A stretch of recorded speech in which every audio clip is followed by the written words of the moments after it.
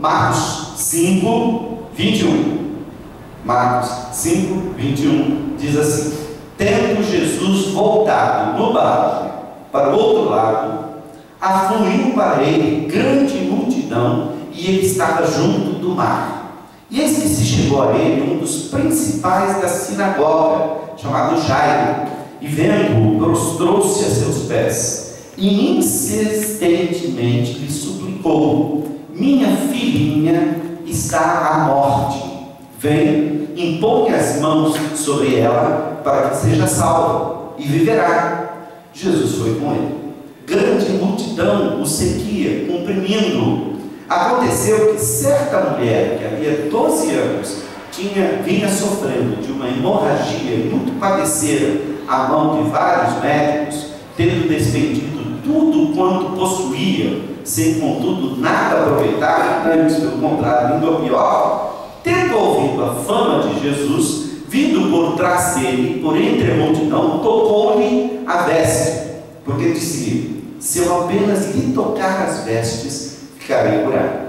E logo se lhe estancou a hemorragia, e sentiu no corpo estar curada do seu flagelo. Jesus, reconhecendo imediatamente que dele saíra poder, virando-se no meio da multidão, perguntou: quem me tocou nas vestes? Responderam-lhe seus discípulos: vês que a multidão te aperta e dizes: quem te tocou? Quem me tocou? Ele, porém, olhava ao redor para ver quem fizera isso.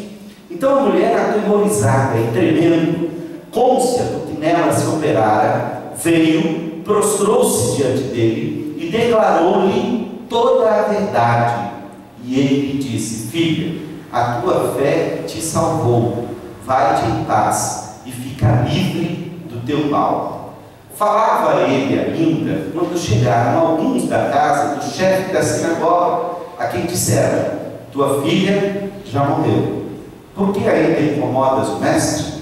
Mas Jesus, sem acudir a tais palavras, disse ao chefe da sinagoga: não temas, crê somente. Contudo, não permitiu que alguém o acompanhasse, senão Pedro e os irmãos Tiago e João. Chegando à casa do chefe da sinagoga, viu Jesus o alvoroço, os que choravam e os que pranteavam muito. Ao entrar, lhes disse: por que estáis em alvoroço e chorais? A criança não está morta, mas dorme. E riam-se dele. Tendo ele, porém, mandado sair a todos, tomou o pai e a mãe da criança e os que vieram com ele, e entrou onde ela estava. Tomando-a pela mão, disse: Talita, cumi. E aqui é interessante porque tem acento, né? Talita, cumi, que quer dizer: menina, eu te mando, levanta-te. Imediatamente a menina se levantou e pôs-se a andar, pois tinha 12 anos. Então ficaram todos sobremaneira admirados. Mas Jesus ordenou-lhes expressamente que ninguém o soubesse, e mandou que dessem de comer a menina. Talita cumi. E a frase especial aqui, que eu creio que talvez seja a frase mais difícil, que nós precisamos aprender o significado desta frase hoje. Minha intenção é estudar com vocês aquilo que Deus colocou no meu coração, é aquilo que Jesus disse ao chefe da sinagoga no versículo 36. Ele disse assim: não temas, crê somente. É uma frase fácil de ouvir, fácil de dizer, mas difícil de obedecer. Dizendo em palavras assim bem atuais, nós diríamos assim: não tenha medo, acredite apenas, não tenha medo, confie. Talvez essa seja a melhor tradução assim para um português mais próximo, né? Mais direto para a gente. É assim: não tenha medo, não tenha medo, confie. Eu queria, hoje eu quero fazer uns exercícios aqui, né? Nós já fizemos o exercício de orar por aquela pessoa que a A gente precisa perdoar. Eu queria que você hoje, se você se sentir à vontade, ninguém é obrigado a fazer isso, mas você olhasse para perto de você assim, perto de alguém, e dissesse assim, olha nos olhos dessa pessoa e diga assim, não tenha medo, confie, não tenha medo, confie, não tenha medo, viu, menino? Confie. Difícil, né? É bonito da gente dizer assim, né? Mas se você tem uma demanda com Deus, que parece que Deus não está atendendo, todos nós já passamos por isso. Todos nós aqui sabemos o que é esperar muito uma coisa, sentir que, meu Deus do céu, eu preciso disso. O que Deus não está atendendo? O que custa para Deus fazer isso? Eu não estou pedindo nada demais. O pedido que este pai estava fazendo era um pedido perfeitamente justo. Uma menina de 12 anos não é para morrer. Não é para morrer. A gente faz isso com pessoas, às vezes, que já estão com quase 80, 90 anos, e a gente não quer que morram, porque são pessoas queridas. Às vezes até a gente fica dividido, porque a pessoa está sofrendo tanto, que a gente fica pedindo, meu Deus, não deixa eu sofrer, mas deixa eu morrer também. Às vezes a única maneira de cessar o sofrimento é a pessoa ir embora, parar o sofrimento. Mas a gente não quer. Agora imagina uma menina de 12 anos. Imagina, você tem uma filhinha de 12 anos de idade, aquela idade assim que a menina está desabrochando para a vida, nessa idade que a menina está crescendo, está com todas as perspectivas diante de si, a vida está se abrindo, as coisas estão acontecendo, de repente essa menina começa a ficar enferma, começa a ficar doente, essa menina começa a passar mal, você chama o médico, e o médico vem, ou você leva ao médico, o médico tenta, faz o que é possível, a menina vai piorando, vai indo de mal a pior, e chega uma hora que você chega no ponto que o médico diz, olha, eu já fiz tudo que eu podia fazer, não há mais nada a fazer. E não há outro caminho, não tem jeito. O caminho é o caminho da morte, essa menina não vai resistir. E nessa hora, este homem resolve fazer uma coisa que, meus irmãos, vocês não imaginam quantas barreiras este homem teve que quebrar para fazer o que ele fez. Ele era o maioral da sinagoga, ele era o chefe da sinagoga. Havia lá na sinagoga de Cafarnaum uma hostilidade muito forte, muito clara contra Jesus. Várias ocasiões Jesus esteve naquela sinagoga e desafiou os líderes da sinagoga, e o texto diz aqui no versículo 21, né? E chegou um dos principais, versículo 22, um dos principais da sinagoga. Mas lá no versículo 35 diz que ele era chefe da sinagoga. Então, Jesus já havia provavelmente desafiado aquele homem, feito coisas que aquele homem considerava erradas, como curar no sábado. É possível que este homem tenha presenciado, por exemplo, aquela ocasião que Jesus entrou na sinagoga e havia um homem sentado lá com a mão ressequida, e Jesus olhou para todo mundo, e todo mundo, principalmente os religiosos, os fariseus, quem sabe o próprio Jairo, que era o chefe da sinagoga, olhando para ele e pensando, será que ele vai quebrar a lei do sábado? Será que ele vai curar esse homem no sábado? Talvez ele tenha sido um daqueles homens que tenha dito, não para Jesus, mas para as pessoas que vinham para ser curadas no sábado. Talvez ele tenha sido um daqueles que tenha dito, escuta, venha, pode vir pedir para esse homem te curar, e pedir mas não no sábado. O sábado não é dia disso. Sábado é o dia do Senhor, não se pode fazer trabalho algum. Quando Jesus mandava alguém que tinha sido curado, por exemplo, de paralisia, pegar a própria cama e sair caminhando, para o chefe da sinagoga, para os fariseus, isso era quebrar a lei. Só que, meus irmãos, por mais difícil, por mais duro que seja para este homem, ele chegou num ponto de desespero, porque ele provavelmente estava com o coração dividido. Ele provavelmente viu Jesus fazendo curas, ele não tinha como negar, mas alguma coisa dentro dele dizia, não, esse homem está errado, porque ele está quebrando as leis de Deus.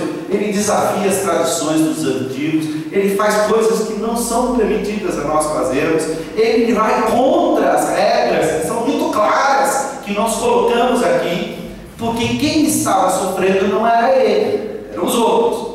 E é fácil a gente determinar normas para outra pessoa que está sofrendo. Agora, quando a gente sente na própria carne o sofrimento, as coisas mudam de figura. Para esse homem ir até Jesus, pedir a Jesus insistentemente, suplicar e prostrar-se aos pés de Jesus, meus irmãos, judeu não se prostrava diante de ninguém, ele preferia morrer do que se ajoelhar diante de alguém. Ele só se prostrava diante de Deus. Então dá para imaginar o desespero desse pai para ir até Jesus e prostrar-se diante de Jesus e dizer: Senhor, minha filha está à morte. Pelo amor de Deus, não lembre das coisas que eu fiz, não lembre do meu pecado, não lembre como eu te ofendi, ou como eu te atrapalhei, ou como de alguma forma eu fui contra o Senhor. Tenha misericórdia, põe as mãos sobre a minha filha, sobre a minha menina, sobre a minha filhinha. A expressão que ele usa é de alguém, né? A minha filhinha está doente e vai morrer. Põe a mão sobre ela para ela ser salva. É a última esperança que eu tenho. Os médicos já disseram que não tem mais jeito. As pessoas já estão preparando, já sabem que ela a qualquer momento pode morrer. E a alegria talvez que ele tenha sentido quando Jesus disse: vamos lá. Agora, eu fico imaginando essa cena, para mim, assim, é muito dramática. Isso aqui daria uma novela, daria um filme, daria uma daquelas cenas de teatro assim, inesquecíveis, porque eu imagino a situação. Jesus tentando andar, a multidão apertando de todo lado, e você tentar andar numa multidão que está querendo te segurar, todo mundo querendo pôr a mão em você e tal, é muito complicado, né? É muito difícil andar assim. Jesus não tinha aqueles seguranças do FBI, né, que iam na frente, empurrando as pessoas e tal, abrindo o caminho. Jesus estava ali, indo e tal, e eu fico imaginando o coração daquele pai dizendo: vamos rápido, gente, dá licença, minha filha vai morrer. Depois você fala com Jesus: vamos, minha filha vai morrer. Agora, vocês podem imaginar, de repente, Jesus para, porque aquele homem não viu nada que está acontecendo. Nós sabemos o que aconteceu porque Marcos nos conta que uma mulher veio sorrateiramente por detrás e colocou as mãos nas vestes de Jesus. O plano dela talvez fosse colocar a mão nas vestes para ver se ela seria curada e sair correndo. Eu já expliquei isso pela manhã, porque essa mulher vivia um drama também terrível. E como bem observou a Lourdes pela manhã, a menina tinha 12 anos e provavelmente no dia em que a menina nasceu, essa mulher ficou doente, porque a mulher fazia 12 anos que estava com uma hemorragia constante, sem cessar. Então essa mulher devia sofrer de anemia, de fraqueza, devia estar, ela não podia, por causa desse fluxo de sangue, por causa dessa hemorragia, né, dessa regra que não parava todo o tempo. Uma mulher em Israel, quando estava passando por esses dias das regras das mulheres, ela tinha que ficar isolada, ela ficava meio que em quarentena, ninguém podia tocá-la, porque se tocasse era uma impureza cerimonial. A pessoa que tocasse naquela mulher teria que fazer sacrifícios para poder voltar a frequentar a sinagoga, para poder voltar a fazer sacrifícios no templo. Ela era obrigada a avisar. Quando alguém chegava a menos de 1,5 metro, 2 metros dela, ela tinha que avisar: olha, não chegue perto porque eu estou impura. Só que o problema é você passar por isso uma vez por mês.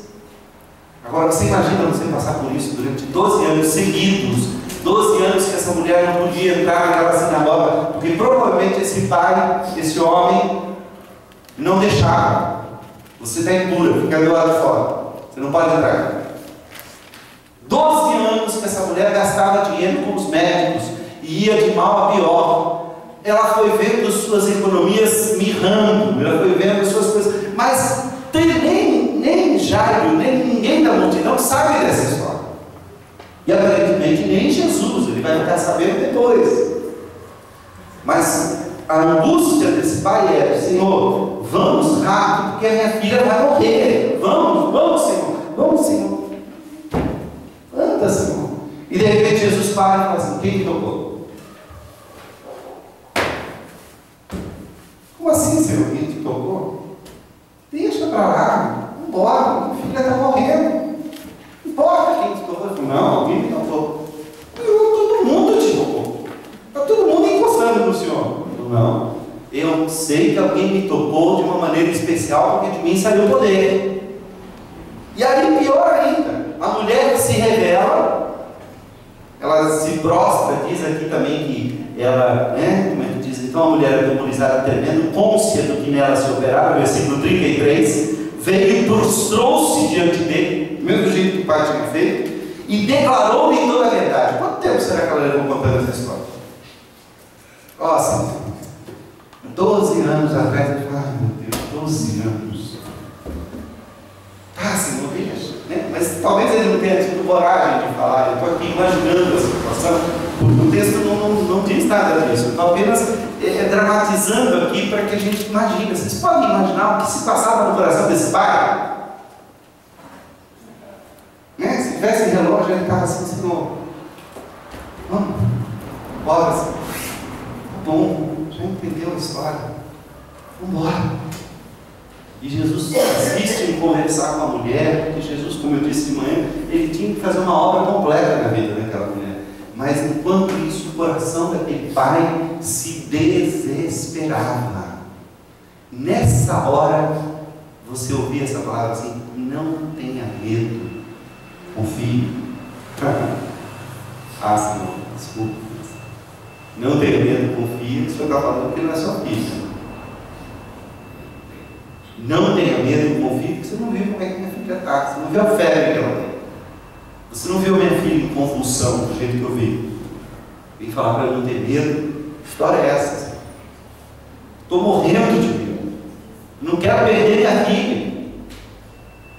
E às vezes a gente tem essa vontade de falar para Deus: Senhor, eu estou morrendo de medo. O Senhor está falando para eu ter confiança. Como é que eu vou ter confiança se o Senhor está demorando, se o Senhor não anda? Agora, o pior, meus irmãos, eu imagino essa cena da seguinte forma: o pior, ele olhando para Jesus conversando com a mulher, desesperado, querendo que aquilo acabasse logo, para ele poder ir até onde a menina estava, e de repente ele vira os olhos na direção da casa dele, e da casa dele vem vindo alguns homens que ele reconheceu, quem sabe seus funcionários, seus empregados, quem sabe seus amigos mais íntimos, provavelmente já vinham chorando na direção dele. E eu fico imaginando aqueles segundos em que aquelas pessoas estão chegando até ele, e ele já está percebendo, e ele está dizendo: meu Deus, não é possível que isso não tenha acontecido, não é verdade, Senhor. E as pessoas chegando, e ele já antecipando que aquelas pessoas iriam dizer para ele: olha, a menina morreu. A menina morreu, tem mais gente. E é exatamente o que acontece, olha só. Falava ele ainda, Jesus ainda estava conversando com a mulher. Falava ele ainda, quando chegaram alguns da casa do chefe da sinagoga, a quem disseram: tua filha já morreu, por que ainda incomodas o mestre? Não há mais nada o que fazer. Demorou muito. Se fosse possível fazer alguma coisa, teria que ter sido mais cedo. E aí, meus irmãos, eu imagino que deve ter passado pela cabeça dele em meio segundo. Eu demorei muito para pedir. Quem mandou eu ser mal? Quem mandou eu fazer tudo que eu fiz? Quem mandou eu ter brigado com esse homem? Agora eu estou recebendo a paga. Quem mandou eu impedir essa mulher de entrar na sinagoga? Por que eu fui fazer isso? Porque os irmãos sabem que quando a gente passa por alguma coisa que foge ao nosso controle, alguma coisa que nos deixa assim, que a gente não acredita, a primeira reação de quem recebe uma notícia de morte, ou uma notícia trágica, ou uma notícia terrível, é não acreditar. Não é verdade, não é verdade, eu estou sonhando, eu vou acordar a qualquer momento, não está acontecendo, Isso foi tão sério, mas foi estudado por Freud, por vários psicólogos, por vários teóricos da psicologia. Isso é chamado processo de luto. O processo de luto tem 4 etapas. A primeira delas é a negação. Você não acredita. Você não acredita. Eu lembro no dia que eu recebi a notícia que um dos meus melhores amigos havia morrido, com 36, 37 anos de idade. Uma pessoa ligou para mim, que era socorrista lá do pronto-socorro, era membro da minha igreja, aliás, ela era dona da clínica, e ela que atendeu o reverendo Davi, meu amigo, e estava bem, casado, com 3 filhos. Chegou lá passando mal, ela atendeu, ele teve lá um edema pulmonar agudo, morreu ali, começou a morrer na frente dela, ela chamou os médicos, fez o que pôde e tal, não teve jeito, ele estava morto, fazia 10 minutos, ela não sabia o que fazer, ligou para mim, falou: pastor, eu estou aqui no hospital, o Davi está aqui, o que houve, Davi? Ele morreu, pastor. Davi, você está falando? Davi Germano. Não é possível, você está enganado, não morreu. Que história é essa? Não, pastor, está aqui, ele morreu mesmo, não sei o que fazer, vem para cá. Meus irmãos, eu não acreditava. Não é verdade. Me sumiu a cor do rosto. Eu senti que eu ia desmaiar. Eu senti que alguma coisa não é verdade. Segundo ponto do processo de luto é a negociação. A gente fica tentando negociar com Deus. Ou então a gente se revolta com Deus, ou a gente briga, ou a gente grita, ou a gente fica, quer de alguma forma reverter a coisa. Eu me lembro, foi a única vez na vida que eu fiz isso. Eu desliguei o telefone, eu ainda estava tremendo, estava sozinho em casa, a Bia estava trabalhando. Eu ajoelhei ao pé da minha cama e pedi: meu Deus, se isso aconteceu, ressuscita, quando chegar lá, que ele esteja vivo, Senhor. E a resposta foi não. A resposta foi não. Depois da negociação vem a revolta, vem a raiva, vem a vontade de brigar, de achar que foi injusto, que Deus não me atendeu. E por fim é que vem a tristeza. E às vezes esses 4 estágios do luto, eles se revezam. A gente vai passando por tudo isso ao mesmo tempo. Passa de um para outro, até a gente começa a se curar, começa a melhorar, quando a tristeza começa a tomar conta, e a gente vai alternando os estados de luto, e a tristeza vem, e quando a tristeza realmente se instala, e a gente precisa chorar nessas horas, a gente precisa botar aquilo para fora, a gente precisa entender que aquilo realmente aconteceu, porque senão a gente vai ficar doente por muitos anos. Eu conheço gente que fica de luto muitos anos, ficou de luto muitos anos, que não conseguem acreditar que a pessoa foi embora. Agora você imagina, esse pai aqui, o que ele sentiu por Jesus? Vocês podem imaginar? Raiva, desespero, angústia, vontade de gritar, vontade de bater na mulher. O que você veio atrapalhar? O que você veio fazer isso agora? Você já esperou 12 anos, te esperar um pouquinho mais. Vem atrapalhar justo agora, que a minha filha está lá para morrer. E é nessa hora que Jesus olha para ele e fala assim: tenha confie, creia somente. É difícil, hein? Não sei o que eu ia dizer para Jesus, sinceramente, eu não sei. E aí então, Jesus vai, eu imagino que esse pai deve estar angustiado, e aí algumas coisas interessantes acontecem, né? Porque Jesus, primeiro, ele já sabia o que ele ia fazer, mas não contou para ele. Deus às vezes faz isso com a gente. Se a gente pelo menos soubesse, né? Então vamos dizer, começou o problema, eu pedi ajuda a Deus, e Deus sabe que Ele não vai me atender agora, que Ele ainda tem muita coisa a ser feita. Se Ele falasse assim: meu filho, não, eu vou com você fica tranquilo. Se no meio do caminho alguém me parar, e eu tiver que parar para resolver alguma coisa, você pode ficar tranquilo, porque eu estou no controle da situação, não se desespere. E mesmo que a sua filha venha a morrer, eu vou dar um jeito, eu vou lá e vou ressuscitar. Se Deus contasse essas coisas para a gente imagina que a gente se conformaria mais, né? Não é? Bom, então, aí a mulher parou mesmo, olha, realmente, ele disse que a mulher ia parar. Ele disse que talvez alguma coisa interrompesse. Mas Deus não faz isso. Por quê? Por que Deus não faz isso? Eu creio, meus irmãos, que aqui a gente precisa aprender com o pai dessa menina, com Jairo, algumas coisas que nós devemos aprender e guardar no coração com respeito à ação de Deus em nossa vida e aquilo que nós colocamos nas mãos de Deus, a maneira pela qual nós temos que reagir quando parece que Deus está demorando para fazer o que a gente entende que deve ser feito, quando Deus parece que não está atendendo o nosso pedido, quando parece que a vontade de Deus não casa com a nossa vontade, quando a gente se desespera no meio de uma situação e a gente fica sem saber o que fazer, o que Jairo pode nos ensinar? O que nós podemos aprender com Jairo? Porque é interessante que Jesus leva aqui, vai até lá, leva Pedro e os irmãos Tiago e João, chega lá na casa, os choradores profissionais já estavam lá, né? Não somente as pessoas, os familiares, mas naquela época contratavam-se pessoas para chorar, as carpideiras.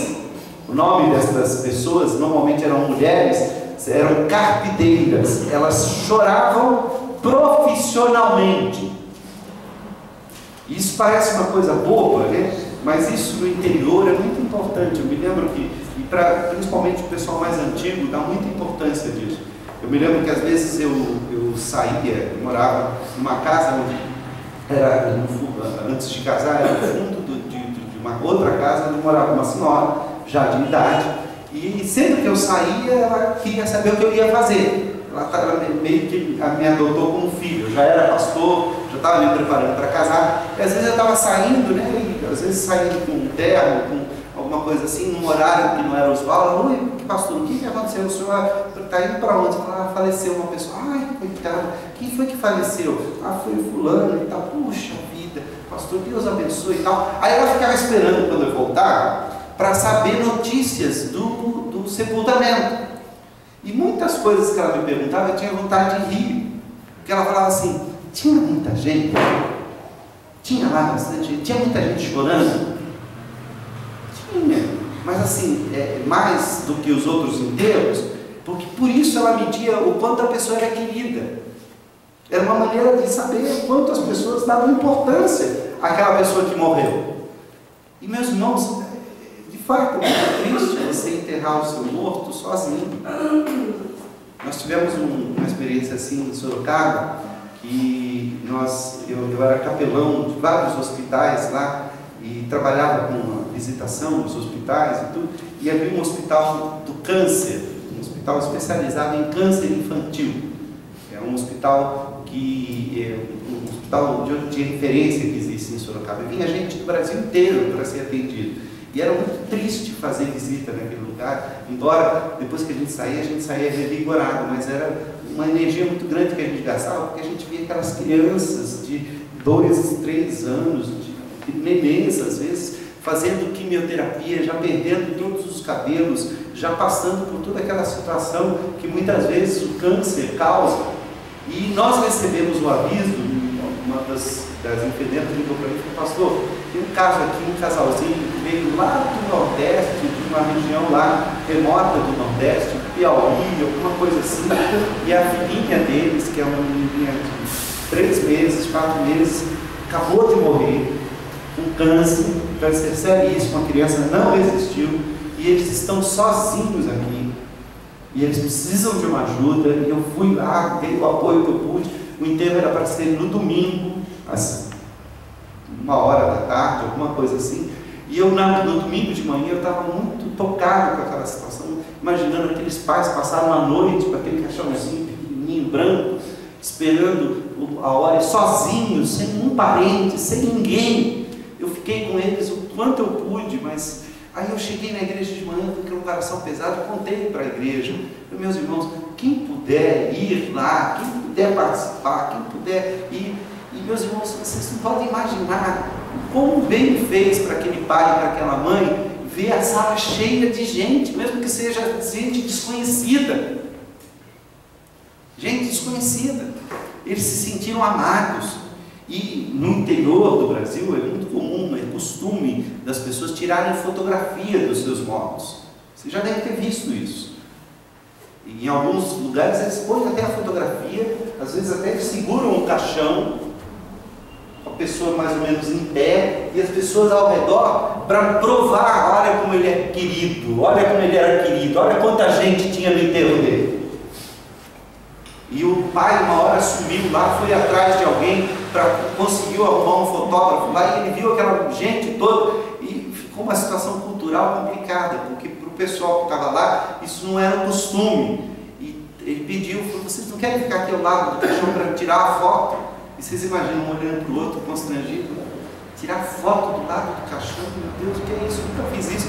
Mas o que ele queria? Ele queria uma foto para chegar lá na casa dos familiares e dizer, olha, a minha filhinha morreu, mas olha quanta gente tinha no enterro.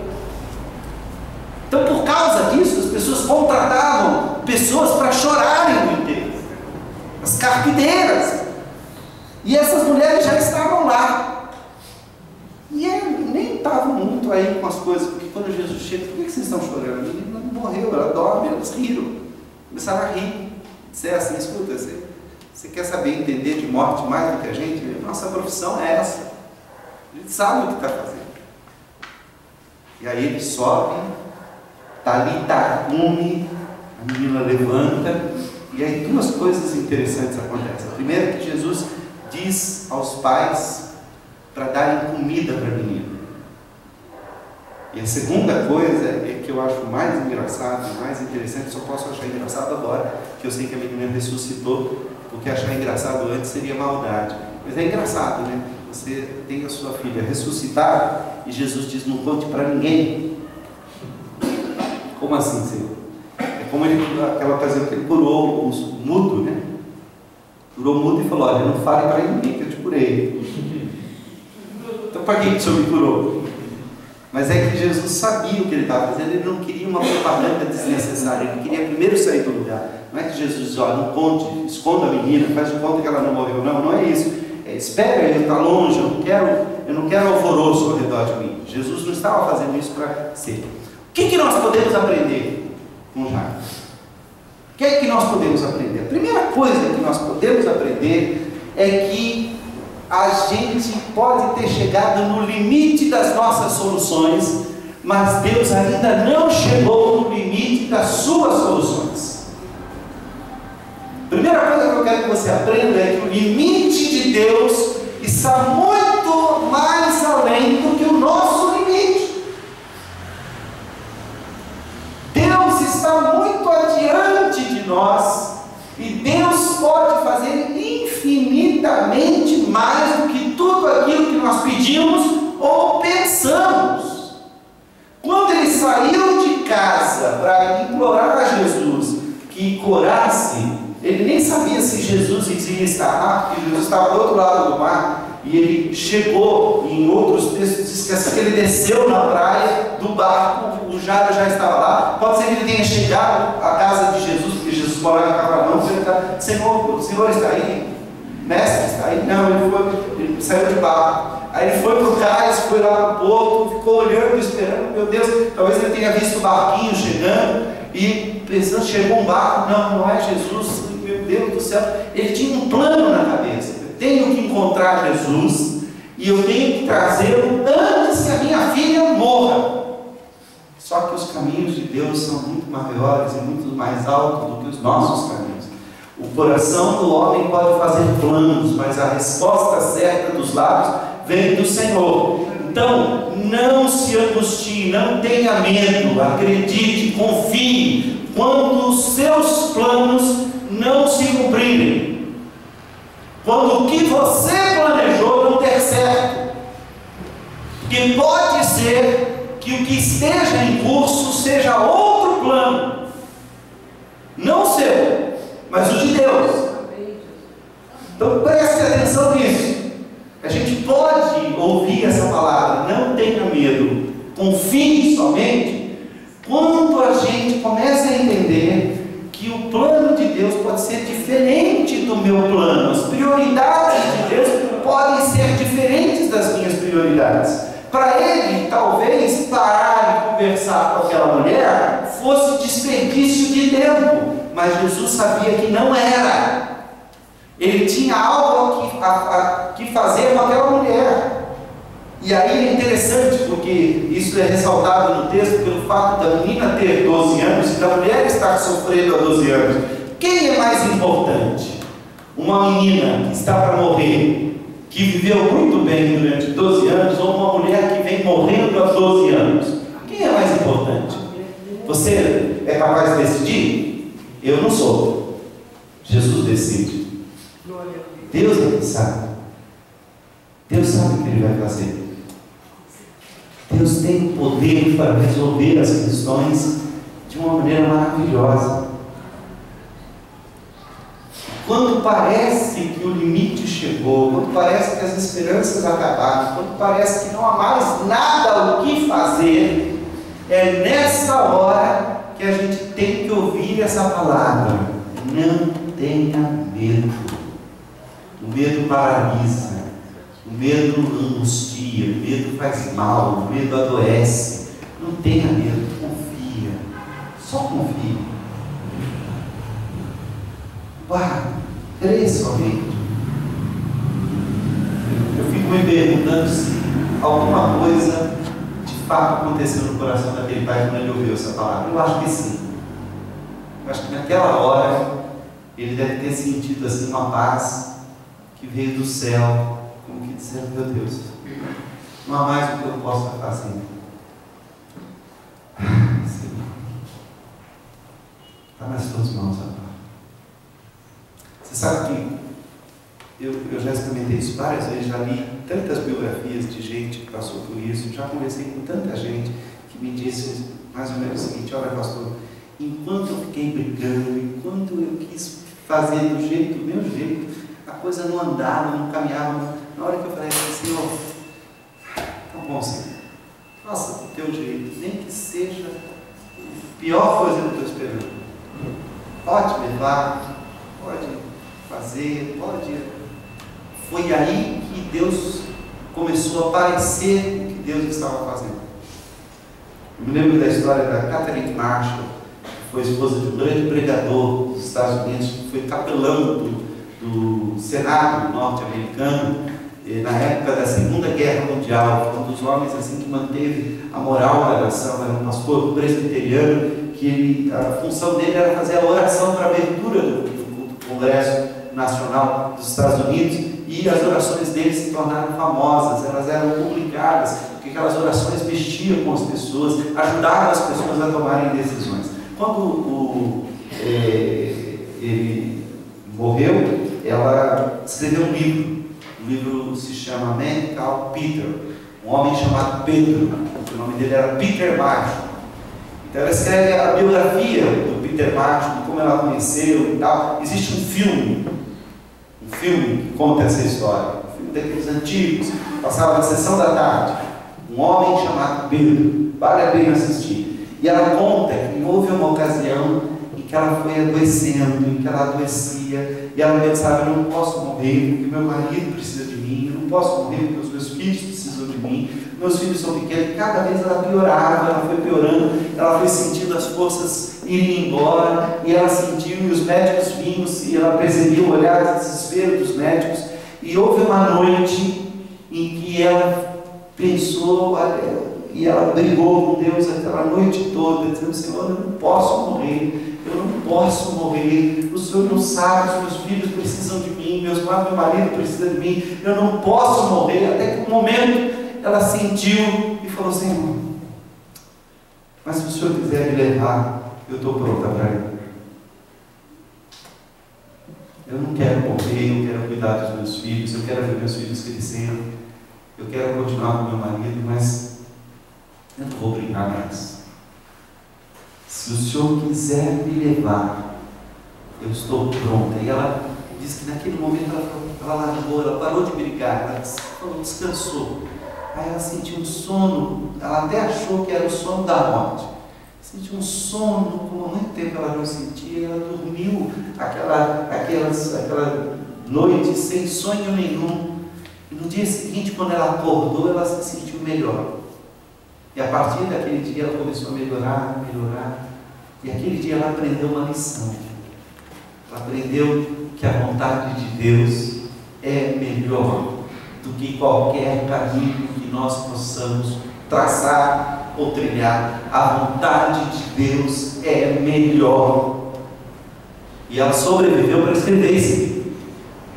E ela sobreviveu à morte do seu próprio marido. E ela sobreviveu para escrever muitos outros livros depois disso. Porque esse era o plano de Deus.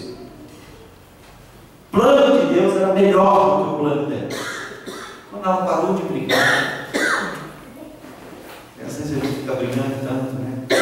Brigando pelo casamento. Você quer converter a esposa, o marido, de qualquer jeito, nem que seja pancada. Não é? Guerra, meus filhos estão fora da igreja, eu vou ter que dar um jeito de trazê-los, nem que seja num chicote. Amém. Mas não é assim que Deus quer. Não é assim. Pode ser que aquela semente que você plantou só vá florescer lá longe. Talvez você não esteja nem vivo para ver. Não tenha medo. Confie. Não temas. Crê somente. Deus tem um plano melhor. Amém. Deus tem um tempo melhor. Essa é a primeira coisa que nós temos que entender. A segunda coisa que nós podemos aprender com Jairo é que Deus sempre quer fazer um trabalho completo. Eu acho isso fantástico nesse texto, porque aquele tempo que parece que Jesus perdeu com aquela mulher não foi tempo perdido, porque se a mulher simplesmente fosse curada e fosse embora, ela não seria curada totalmente, porque o problema dela não era só físico, um fluxo de sangue, era também emocional. Aquela mulher estava retraída e se sentindo mal amada, não querida, desprezada durante 12 anos.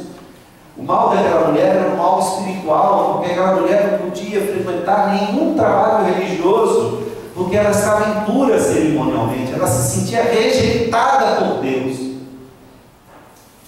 E imagina se passava na cabeça dela: Senhor, o Senhor me deixou dar essa doença, eu fiz tudo para curar, eu não tenho culpa de estar doente, eu não tenho culpa de estar sangrando o tempo todo, e eu, por causa desse sangue que eu estou esvaindo aqui, eu não posso ir na tua casa para te adorar. Isso não é justo. Não é justo. É o Senhor que está me deixando doente, e eu quero me curar para poder te louvar, mas eu não posso te louvar porque eu estou doente. E como é que eu posso fazer? Jesus precisava curar essa mulher por completo. Por isso ele para, por isso ele faz a mulher se revelar, por isso ele faz a mulher contar a história dela na frente de todo mundo. Ela teve que enfrentar a vergonha de ela não podia estar ali no meio. Muita gente poderia se sentir ofendido se soubesse: você me contaminou, mulher, você passou, encostou em mim, você não podia ter feito isso, você não tem o direito de me passar a sua impureza cerimonial.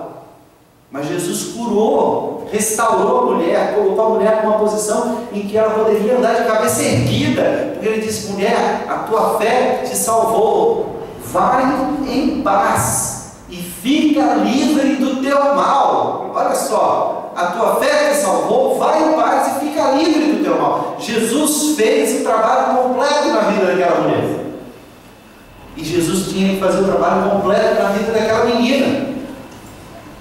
Não somente impor as mãos sobre ela e curá-la de uma doença, Jesus tinha um plano melhor, que era ressuscitá-la dentre os mortos.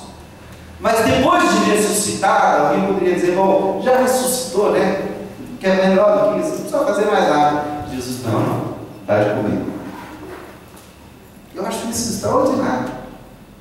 Quem é que ia pensar em dar de comer depois de presenciar uma ressurreição? A pessoa que ressuscitou já deve ter comido os manjares celestiais, vem sem fome, imagina. Mas Jesus sabia que aquela menina precisava de comida, precisava se fortalecer, não era só simplesmente ser curada. A cura, muitas vezes, ela se processa não só com o milagre muitas vezes acontece e é necessário, mas eu quero dizer uma coisa importante para você: quem cura é sempre Deus, quer seja por oração, quer seja por maravilha, por milagre, quer seja pela mão do médico. Quem cura é Deus. Porque no corpo humano existe um poder de restauração que é dado por Deus, que o médico, quando aplica um remédio, quando uma coisa, ele não está fazendo nenhuma mágica, não. O que ele está fazendo é impedindo que as coisas atrapalhem o corpo de curar a si mesmo. Porque quem cura é o poder de Deus que já está presente no corpo de todo mundo. Então essa história, fulano foi curado, não foi um milagre, foi um médico lá que ajudou, então não é tão importante. É assim. É Deus que está curando, sempre. Por isso que eu sempre digo, vai ao médico, mas Deus fez milagre, mas vai ao médico assim mesmo. Tem pregadores por aí, curandeiros por aí, que falam, não, para de tomar o remédio, joga fora o óculos, Deus curou sua visão. E a pessoa sai tropeçando e batendo a cabeça, porque não está enxergando direito.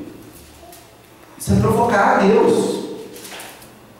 Se Deus te curou, não tenha medo de ir ao médico. Ah, mas se eu for ao médico é falta de fé, aí vai descobrir a doença. Não, se for ao médico descobrir a doença, porque você não foi curado, precisa continuar no tratamento. Que pode ser que Deus não esteja te querendo curar através de milagre. Pode ser até que esteja nos planos de Deus não te curar. E eu tenho que aprender a aceitar o que está na vontade de Deus. Quanta gente que eu já vi que ficou doente e morreu. Deus é menos Deus por causa disso? A própria Bíblia fala de um homem, aliás de dois, Eliseu. A história vai dizer assim: estava Eliseu enfermo da enfermidade com a qual ele haveria de morrer. Eliseu curou tanta gente, ele curou o dobro de pessoas que Elias havia curado, ele ressuscitou pessoas. Eliseu fez milagres extraordinários. No entanto, ele ficou doente e morreu da doença que ele teve. Então não acredite nesses falsos pregadores que dizem que se você ficar doente é porque você está longe de Deus. Então não pode acontecer que você esteja muito próximo de Deus e fique doente. E pode acontecer que talvez na doença você fique mais próximo de Deus do que nunca você esteve quando teve saúde. Não é verdade? Quantas vezes a hora da doença é a hora que a gente sente a presença de Deus mais forte? A hora da dor, a hora do sofrimento, é a hora que a gente percebe o quanto Deus está presente. Então, Deus faz o trabalho perfeito, completo. Essa é a segunda coisa que nós temos que entender. Mas está demorando. Não é, mas olha, no final, eu tenho um amigo pastor que diz assim: no final tudo vai dar certo. Se não deu certo ainda, é porque não chegou no final. No final tudo vai dar certo. Não deu certo ainda? Não está dando certo. Então não chegou no final. Espera. Não temas. Creia somente. Não tenha medo. Confie. E a última coisa que nós temos que aprender é o seguinte: é que a gente pode passar pela angústia, pelo problema, pela doença, pelo sofrimento, de duas maneiras. Ou a gente passa com o coração sendo alimentado pela fé,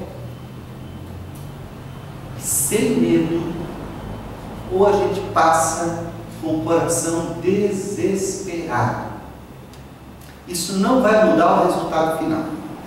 Você vai chegar no final e o que Deus tem que fazer, Ele vai fazer, o que vai acontecer, o que tem de acontecer, vai acontecer. Mas a diferença é que você pode, durante o tempo de espera, você pode sofrer ou você pode viver cheio de esperança. E essa terceira coisa que Jairo nos ensina é que a gente pode esperar o tempo de Deus de duas maneiras. Se a espera é cheia de confiança, não tenha medo. Creia, gente. Confie. Lembra das coisas que Deus já fez. Tenha certeza que Deus está no controle. Não tenha medo. Fica com o coração em paz. Se Senhor vai morrer, fique em paz. Não tenha medo. Se a gente aprende esse segredo, nós estamos aprendendo o segredo da esperança. Esperar confiando em Deus é esperar com esperança. E sempre que a gente espera com esperança, o coração da gente se alegra, a gente se sente bem, aquilo faz bem para a gente. Mas, meus irmãos, esperar desesperado, sem esperança, é a pior tragédia que pode acontecer. Porque pode acontecer de no final a pessoa ser curada, tudo que você temia não acontecer. Pode acontecer que no final tudo dá certo e você não tem nem força, nem alegria para comemorar. Porque você brigou tanto com Deus, xingou tantas pessoas, arrumou tanta encrenca no caminho, e quando vem a vitória, diz: tá aí, deu certo. Que droga! É a única coisa que a gente pode falar. No final, as coisas dão certo, todo mundo fica feliz e o desesperado não fica.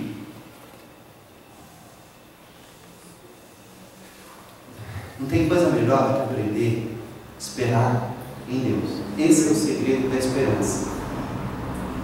É entender e obedecer essa palavra simples de Jesus, que é simples de dizer, só Jesus realmente pode dizer, e é muito difícil de atender, que é essa palavra que diz assim: não tenha medo,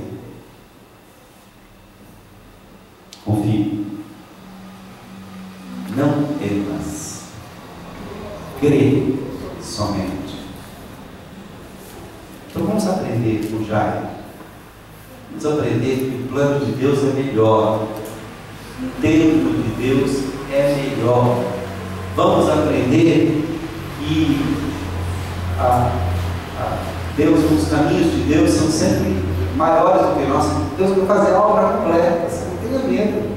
Ele vai terminar o que ele começou. Ele não deu a vida do filho dele em vão para desistir no meio do caminho. Ele não investiu o que ele investiu em nós, na terra, nesse universo, nas nossas vidas. Ele não investiu tudo isso para simplesmente jogar tudo fora no final. Quer saber, não deu certo, vamos tentar de novo. Não. Aquele que começou boa obra, ele pode de completá-la. E se você está passando por angústia, não tem jeito. As coisas vão acontecer como Deus quer que aconteça.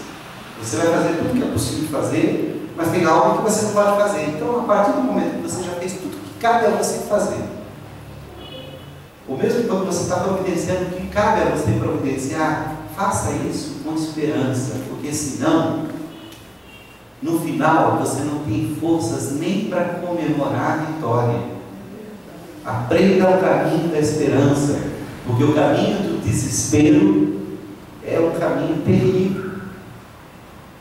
E por isso muita gente é muito abençoada, mas não consegue comemorar, porque só vive desesperado. E vive de desespero em desespero. Quando um problema já resolveu, ele já está preocupado com o outro que ainda nem aconteceu. E aí ele não consegue nem comemorar o que já resolveu, porque está desesperado pelo que não aconteceu ainda. Quanta coisa você se desesperou, imaginou que ia ser uma tragédia, imaginou que ia ser a pior coisa da sua vida e no final não aconteceu. Quantas vezes você já sofreu à toa? Fala para mim. Eu também. Deus abençoe e nós possamos aprender essa verdade, meus irmãos.